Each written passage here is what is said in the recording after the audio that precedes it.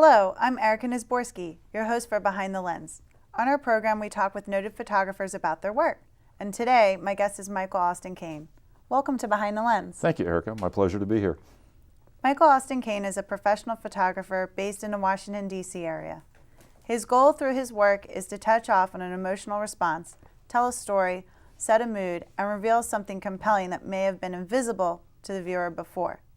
As a lifelong manager and director of public parkland, he has turned to professional photography to share his vision of the world around us. Through much of his work celebrates the unique soul and spirit of the National Capital Region. He also travels extensively to shoot and has a special fondness for our national parks. Most recently, his work has been shown at the Shyman Reed Gallery in New York City and Gallery West in Alexandria, Virginia, as well as a juried exhibition at WSP Gallery in Bethesda, Maryland, where he won Best in Show, and the Waterford Fair Photography exhibit in Waterford, Virginia, where he was awarded first place black and white print. A graduate of the Washington School of Photography, Michael Austin Kane's photos have appeared in the Metro and Sunday sections of the Washington Post and are included in private collections across the U.S. He currently teaches individual students and classes at the Washington School of Photography. I know you brought some of your own photographs with you today, but before we take a look at those, who has influenced you to shoot? Oh, thank you for asking, Erica. Primarily the influences that I've had in my photography development of my photography skills and vision has been two photographers mainly, William Eggleston and a photographer by the name of Harry Callahan. Both those photographers, in the way they kind of taken the ordinary subject and treated the ordinary subject into something special, as well as the way I found that they had a unique vision about the world around them that just really touched me.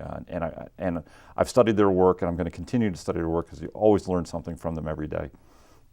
So let's take a look at the work that you've brought with you today. Let me start off this first image called Snow Before Sunset. Tell us a little bit about that. Well, Snow Before Sunset came about on a cross-country trip I took for 10 weeks where I decided, I woke up one snowy morning here in Washington, D.C. a couple winters ago when we had all that snow, and said, you know, I've wanted to get out and take a look at some national parks in different seasons. And so I packed up my car, and my wife and I took a drive across the country. And this was the first stop we made, one of the first stops we made at the Grand Canyon. And the conditions were less than ideal for photography. The winds were running about 40 miles an hour, and it was getting ready to snow. But there was a moment, about a 20-second moment, where the sun broke through right before the snow came. And I was fortunate enough to have my tripod set up and was able to capture this, which I thought really captured the essence of the moment there at the edge of the south rim of the Grand Canyon at that time. Timing is so important with landscape photography, and we see in this series of photos. What time do you like to shoot? My favorite time of day is morning. I think the morning light, to me, it favors my emotions, and it really does, I think, favor my photography because I personally enjoy that moment in time. It's also, from a logistics perspective, it's a little less crowded early in the morning, and it's quiet, and you can really reflect on a lot of what you do. The light's warm, and I think the direction of light early in the morning, I think, is far more interesting than you get at any other time of the day.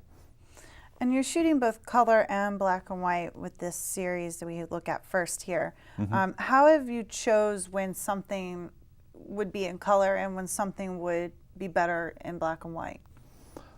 I think when you take a look at a color image, because we all see the world in color, but when I look through the viewfinder, I'm also looking at the full range of tones that are available to me and that I'm looking in the scene.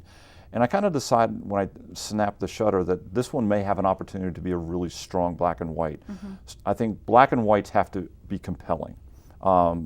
It just can't be a pretty flat tone of gray. You have to have some really compelling tone ranges, and that's what I look for. And in the second image we have here, Shiprock, that was a moment where I felt there was some really compelling tonal ranges, as well as some of the challenges it was in order to take that photo. But between the sky, the moving clouds, and the rock itself, which was starting to fade off in late afternoon sun, I just really thought that was a really one that would benefit by black and white. And we see, one of your influences, William Eggleston, plays off of color in a lot of his work. And we really see this in the yellow and red image down here. Yeah, El Charro is exactly that. It was kind of a happenstance shot. I was in a restaurant in Tucson, Arizona called El Charro, and came around the side of the restaurant, and there it was. There was this yellow wall, that red light, and that shadow, and I just said, this is an image. And I took as many frames as I could to make sure I captured that. And you also went to Graceland on this journey that you took, this trip. And what brought you to this image? How did you frame this? Well, the visit to Graceland was interesting because it was more of a personal visit, because I'm a music fan, but I'd never visited Graceland, and I wanted to learn a little bit more about Elvis. And when I walked into Elvis's living room in Graceland, which is where this shot was, it was so telling to me that this was so representative of the artist Elvis Presley, because here's his piano, which was just beautiful, and offset by the world that he lived in, the television, his luxury, and then the way it was framed with that stained glass on top of the window in that doorway. It just struck me as that this was really a story about Elvis, and I said, I've got to figure out a way to get this picture. Yeah, and we move on. This next image here, a single shot. What kind of lens were you using here? I think you're referring to And Sunrise. And And Sunrise, I was using a fixed focal length 35 millimeter lens. And again, this was my favorite time of day, sunrise. It's on Lower Macumba Key in the Florida Keys. And if you're familiar with the Keys at all, there's very few true sand beaches like there are in the northern part of our East Coast. And so this was one of the few little beaches on Lower Macumba Key. And it was just an absolutely stunning piece of botany, this tree. And honestly, I don't know what kind of tree it was, but its root system and the leaves and the color of the sunrise and everything would just set it off so beautifully. And everything pops. Are you, in any of your images, I know you shoot a lot of digital, are any of them, do you use HDR at all? I do use HDR in a limited capacity. There's a couple images as we go through this that I can explain to you where I did use HDR. And another black and white image you have, the Sloppy Joe's Bar. You've got some people you're introducing into some of your images now. How did you set this one up? This is photojournalism at exercise, actually. I was visiting Sloppy Joe's Bar. I was on my bike riding around Key West, and Sloppy Joe's Bar, if you don't know, was Ernest Hemingway's favorite watering hole when he roamed the streets of Key West. And so I wanted to visit there, and it was late in the afternoon. And I went to unlock my bike, and I was directly across the street from Sloppy Joe's. I look up, and there was this scene of people, and it was just so compelling because there were such characters on the sidewalk at that moment. So I pulled my camera out of my bike bag and just took a couple pictures, and I just loved the way they came out. Kind of a moment in time between the different characters in the scene. And again, you're using the light to your advantage here. Absolutely, everything, yes. It's the perfect time of day. The sun's facing the right direction, and everything's so nicely lit. Now, these next two images we have are a pair. They're very painterly. Yeah, those two pictures. The first one, Le Pont de Garde, was taken in Provence of France, and I spent some time in Provence a couple of years ago. And what was really interesting, and I think you've read about it in terms from painters like Vincent van Gogh, is the light in southern France is so different than most other places in the world. And this was sunrise at Pont de Garde, and the angle of the light coming through the aqueduct was just so compelling. And the next photo, which was the Saint Remy de Provence, that is an HDR example. That is one where the light was beautiful, but because of the range of darks and lights, I elected to do it as an HDR, and it really helped enhance the color. That's beautiful.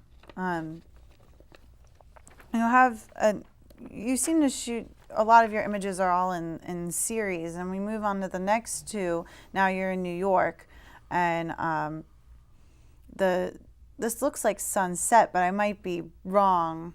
It could be sunrise. This scene, the whole cityscape shot. What's going on there? You had it right the first time. It was right a little after sunset, and it was a very clear day, as you can tell. And when the sun gets about 6 to 12 degrees below the horizon after sunset, there is just an incredible blue sky that occurs. And I wanted to capture that with the lower Manhattan skyline from Brooklyn. And this was taken right from about the base of the Brooklyn Bridge, looking across over to Manhattan. It's about a 20-some second exposure, which made the East River look very nice and calm and peaceful. And I love New York, and I do spend, every year I spend some time in New York taking pictures, which leads me to the second picture, which was Ice Time, which was really one of my favorite black and whites that I've taken.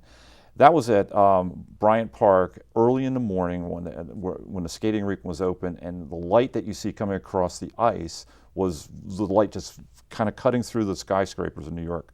And the people were, as you know, in an ice rink just going around an oval, and I was able to capture them in unison when they came across a few times. And it just was really a nice shot the way it came out. In color, it didn't look nearly as compelling as it ended up in black and white. Yeah, it's a beautiful black and white print because you have all that white space of the ice and then the dark reflections and the shadows. That's really, really nice. And then we go back to landscapes again. And I like your vertical shots here. Not too many landscape photographers will shoot verticals. And this looks like sunrise. Where are you here? I'm in, this image is Otter Cliffs morning, and Otter Cliffs is a section of Acadia National Park and on the Mount Desert Island in the coast of Maine. And it was a little bit after sunrise, and you're just walking along the trail, along the cliffs there, right on the ocean's edge. And the way the light was just cutting through the trees, I wanted to capture that special moment where you can stop down and get the star, the star effect from the sun as it cut through the trees. And I was fortunate. Again, this was probably with my 16 to 35 wide angle lens, so I was able to use that to its really strengths and its advantages. And you had to move yourself and position yourself that way to get the sun just coming right through there. When you're finding these locations to shoot, do you find you take a lot of shots before you find that one? Yeah, I do two things. I will take a lot of shots till I find that one, and I'll come back to the same spot over and over again because the light's going to be different every time you go. And I've actually was at that spot multiple days, and this was the one shot that came out that I found to be that I liked. Okay, and then we have the lighthouse photo as well, another vertical, and again, timing is perfect. You've got the light on in the lighthouse and the blue sky. How did you set this one up? Again, this is from multiple days in a row of visiting and getting the timing of the light going around and when the light would actually, they would turn the lighthouse light off right at sunrise. I want to talk now about this image of yours, Tentative Calm. This is one of the ones that won an award? Yes, it won Best in Show at the Washington School of Photography Visions exhibit. It's a picture of in Avon, North Carolina on the Outer Banks, and it was taken right before sunrise. And it is a 30-second exposure, and I love taking long timed exposures, especially of moving water, because it helps smooth it out and give it an eerie effect.